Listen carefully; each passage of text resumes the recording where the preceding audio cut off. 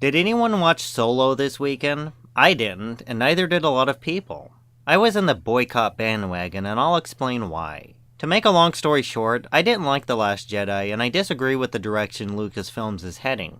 But there's so much nuance to my issues with modern Star Wars that an answer that simple doesn't help anything, so let's get into a little more detail. Disney purchased Lucasfilms for $4 billion back in 2012 and released their first movie, The Force Awakens, in 2015. I enjoyed this movie. Before I made this video, I rewatched the trailer for The Force Awakens and still felt a desire to watch it again. I didn't think it was a perfect movie, but I could overlook the problems I had with it since it did so much right. It's true. All of it. Although it was a repackaged version of A New Hope, I viewed it as a new hope for a new generation. I also liked the plot point set up for Episode 8, so all was looking good. I didn't see Rogue One in theater, but I did watch it on DVD, and I enjoyed this film as well. Now let's get to The Last Jedi. I really did not like this movie. Now I'm not a hardcore Star Wars fan, but I do enjoy me a good Star Wars film. So I want to go over all the problems I had with this movie as I was watching it in theaters. First off, why was Luke Skywalker set up as a key point for this movie if he was just going to be a bitter old man? So much wasted potential. Rey got into it with Luke Skywalker, knocked him on his ass.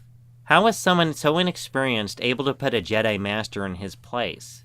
I saw some of the Mary Sue thing in The Force Awakens, but this was ridiculous. Leia flying through space.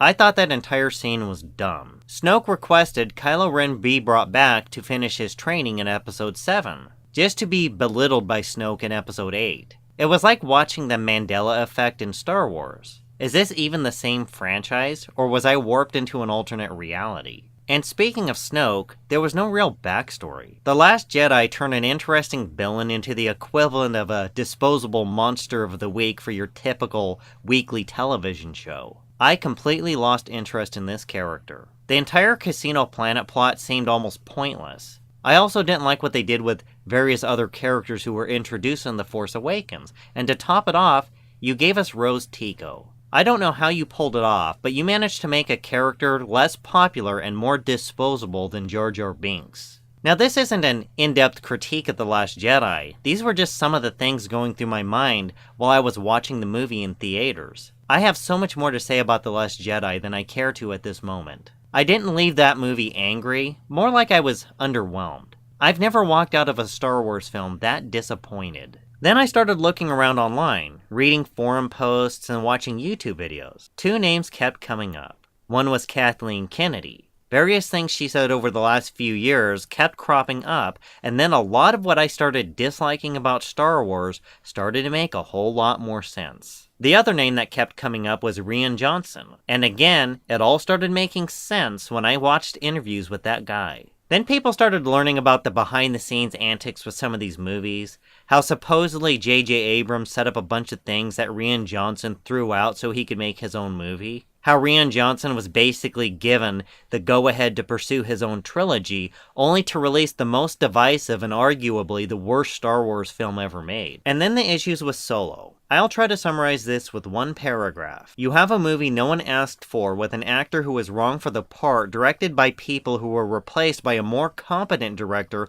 who reshot most of the movie, only to deliver something that was over-projected and under-delivered. As far as how good the movie was, I didn't personally see it, but a lot of the reviews I've seen could be summarized as, meh, it was okay. Some liked it, some didn't, but it sure as hell doesn't sound like it was up to the standards of a Star Wars film. This right here speaks to the incompetence of the people running Lucasfilms. Even if Solo delivered at the box office, it was way over budget. And it's not just Solo, it's this franchise in general. Toys sitting on store shelves, borderline empty theaters, Last Jedi DVDs sitting on store shelves. I know this last one is more anecdotal, but I saw several displays at various stores for the Last Jedi DVDs that looked borderline untouched. A lack of interest and enthusiasm for die-hard fans for one of the biggest franchises on the planet. Every time I've seen this level of incompetence, one of three things happens. Someone is either moved to a different position, fired, or there is no change and things fall apart. Now I know some of the directors were replaced with Solo, but who put them there in the first place? Kathleen Kennedy has not been demoted or fired, so I'm watching Lucasfilm start to lose money. What was the headline for Solo, setting a record opening day for Memorial Day weekend? I have a new headline for you. The new Star Wars film is on track to set a record-breaking $250 million loss for Lucasfilms, a first in franchise history. Seriously, given the budget, which is anywhere from $250 million or more, along with promoting the movie and various other costs, this is looking like it might be a loss. Maybe a $250 million loss is a gross exaggeration, but hey, if people promoting Solo can grossly exaggerate the enthusiasm for the film, why can't I exaggerate how poorly it's performing? How the hell was this pre-selling as many tickets as Black Panther? Oh, that's right, I heard that was a bunch of BS, which leads to my last point. The disconnect with the fans. Kathleen, you were supposed to reinvigorate the franchise, not leave it in ruins, to which she responds, "The Force is female." I've been following a lot of this backlash against Lucasfilm since The Last Jedi, and it's come across as a franchise that has lost touch with its fans. The Force is female. So where was the Force this weekend, Kathleen? Why weren't they packing the movie theater for your film? You may think the Force is female, but a lot of your hardcore fans are men. A lot of people who would see the same Star Wars film 4 or 5 times are men. At the very least, the Force is gender neutral. Running around saying the Force is female just makes it sound like Star Wars isn't for men anymore.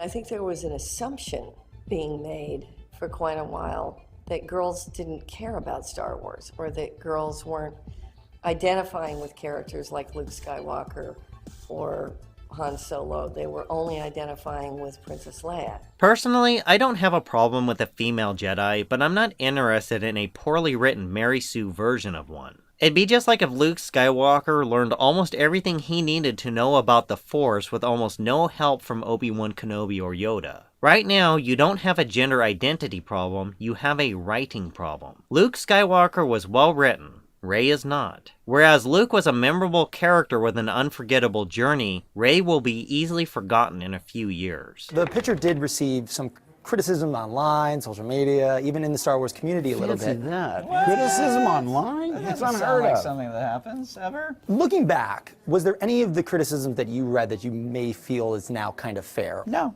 Every single Star Wars thing that comes out, I've got, every fan has stuff they love, stuff they hate about it. Every movie has its lovers and its haters. Everybody's got, every single one, going back to the originals. This one sort of pissed me off. You just directed the most divisive film in Star Wars history with a lot of problems, and you don't see any validity to the criticism. And I'll end this with the crummy fatigue argument.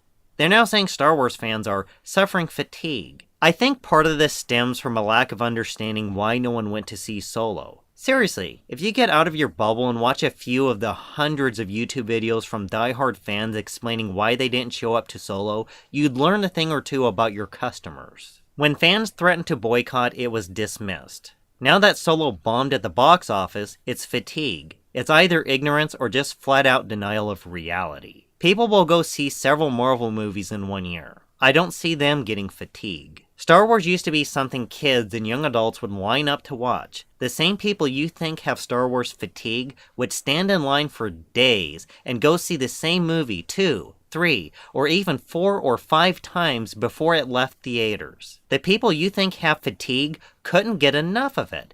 Now, they've had enough. But it's not because of Star Wars fatigue, it's Kathleen Kennedy fatigue. But rather than own up to your mistake, you went on business as usual, put on a happy face, and tried to get us excited for Solo. I was not excited for Solo despite the fact I'm a fan of Ron Howard films, and I'm not excited for Episode 9 despite the fact I'm a fan of J.J. Abrams films. I don't know what your plans over at Lucasfilms are, but I can tell you mine. I'm done watching Star Wars movies in theaters till you get your act together and fix your problems. So what was it like to have Disney, this famously tightly run studio, just give you the reins to the biggest brand in movie history?